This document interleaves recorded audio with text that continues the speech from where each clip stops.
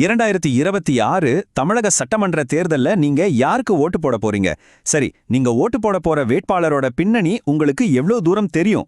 ஜனநாயக சீர்திருத்தங்களுக்கான சங்கம், அதாவது ஏடிஆர், ஒரு புது ரிப்போர்ட்டை வெளியிட்டிருக்காங்க. அதுல பல ஷாக்கிங்கான உண்மைகள் இருக்கு. வாங்க அதை பத்தி கொஞ்சம் டீட்டெயிலா பார்க்கலாம். 18%. என்னடா இது 18%ன்னு பாக்குறீங்களா? வரப்போற தேர்தல்ல போட்டியிடுற மொத்த வேட்பாளர்கள்ல கிரிமினல் கேஸ் இருக்கிறவங்களோட சதவீதம் தான் இது. யோசிச்சு பாருங்க, இந்த நம்பர் நம்ம ஜனநாயகத்தோட ஆரோக்கியத்தை பத்தி நமக்கு என்ன சொல்ல வருது? வாங்க தொடர்ந்து பார்க்கலாம். சரி, இந்த 18%ங்கிறது மொத்த கணக்கு. ஆனா இதுக்குள்ள நம்ம தமிழ்நாட்டுல இருக்கிற முக்கிய கட்சிகளோட பங்களிப்பு எப்படி இருக்கு, ஒவ்வொரு கட்சியிலயும் நிலைமை எப்படி இருக்குன்னு இப்ப விரிவா பார்க்கலாம். ஆமா, இதுதான் இப்போ நாம கேட்க வேண்டிய முக்கியமான கேள்வி. எந்த கட்சியில கிரிமினல் பேக்ரவுண்ட் இருக்கிற கேண்டிடேட்ஸ் அதிகம்? வாங்க இந்த ரிப்போர்ட் என்ன சொல்லுதுன்னு பாப்போம். 35%. ரொம்ப அதிர்ச்சியா இருக்கு இல்லையா? அதிமுக வேட்பாளர்கள்ல 35% பேர் மேல சீரியஸான கிரிமினல் கேஸ் இருக்கு. சீரியஸ்னா என்னன்னு கேட்டீங்கன்னா, 5 வருஷத்துக்கு மேல ஜெயில் தண்டனை கிடைக்க வாய்ப்பு இருக்கிற குற்றங்கள். இந்த ரிப்போர்ட்டை பொறுத்த வரைக்கும் மற்ற கட்சிகளை விட இதுதான் அதிகம். இந்த லிஸ்ட சும்மா ஒரு தடவை பாருங்க. அதிமுக 35%, அவங்களுக்கு அடுத்து பாமக 33%, அப்புறம் பாஜக 27%. இவங்க தான் டாப் 3ல இருக்காங்க. இப்ப ஆட்சியில இருக்கிற திமுகவும் சரி, அவங்க கூட்டணி கட்சியான காங்கிரஸும் சரி, ரெண்டுமே 18%ல இருக்கு. நாம் தமிழர் கட்சியிலும் ஒரு கேண்டிடேட் மேல கூட கிரிமினல் பேக்ரவுண்ட் இல்லைன்னு இந்த ரிப்போர்ட் சொல்லுது. இந்த 0% மத்த பல கட்சிகளோட டபுள் டிஜிட் நம்பர்ஸோட ஒப்பிடும்போது ரொம்பவே வித்தியாசமா தெரியுது இல்லையே? கிரிமினல் பேக்ரவுண்ட் இல்லாதவங்க மட்டும் இல்ல, நாம் தமிழர் கட்சி இன்னும் சில தனித்துவமான விஷயங்களையும் முன்னிறுத்துறாங்க.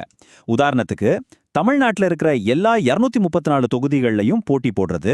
அப்புறம் இது ரொம்ப முக்கியம், சரிபாதி, அதாவது 117 பெண் வேட்பாளர்களை நிறுத்துறது.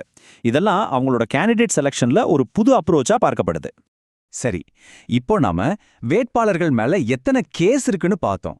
ஆனா அதை விட முக்கியம், அந்த கேஸ்கள்லாம் எவ்வளோ சீரியஸ் ஆனதுன்னு பார்க்கறது.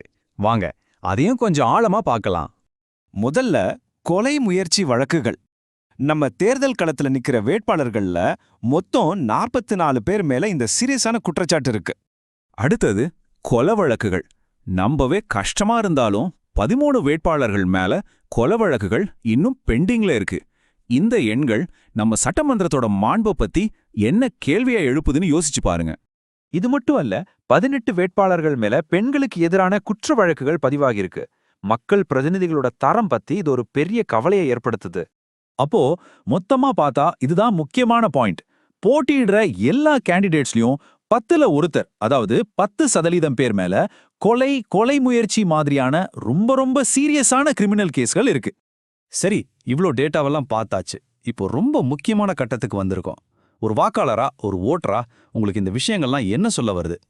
பாருங்க, இந்த ரிப்போர்ட் நமக்கு 2 பக்கத்தையும் தெளிவா காட்டுது. ஒரு பக்கம் கிரிமினல் பேக்ரவுண்ட் இருக்கிற வேட்பாளர்களை நிறுத்துறதுங்கிறது பல கட்சிகள்ல ஒரு சகஜமான விஷயமா இருக்கு. இன்னொரு பக்கம் சில கட்சிகள் குற்ற பின்னணி இல்லாதவங்க தான் எங்க வேட்பாளர்னு ஒரு கொள்கையாவே வச்சிருக்காங்க. இந்த 2 அப்ரோச்சும் ஓட்டு போடுற நம்ம முன்னாடி ஒரு பெரிய கேள்வியை வைக்குது. அப்போ கடைசியா இந்த எல்லா தகவல்களும் நம்மள ஒரே ஒரு கேள்விக்கு தான் கொண்டு வருது. தூய்மையான அரசியலை உறுதி செய்ய வேண்டியது யாருடைய பொறுப்பு? கட்சிகளோடதா, சட்டங்களோடதா, இல்ல வாக்காளர்களாகிய நம்மளோடதா? யோசிச்சு பாருங்க.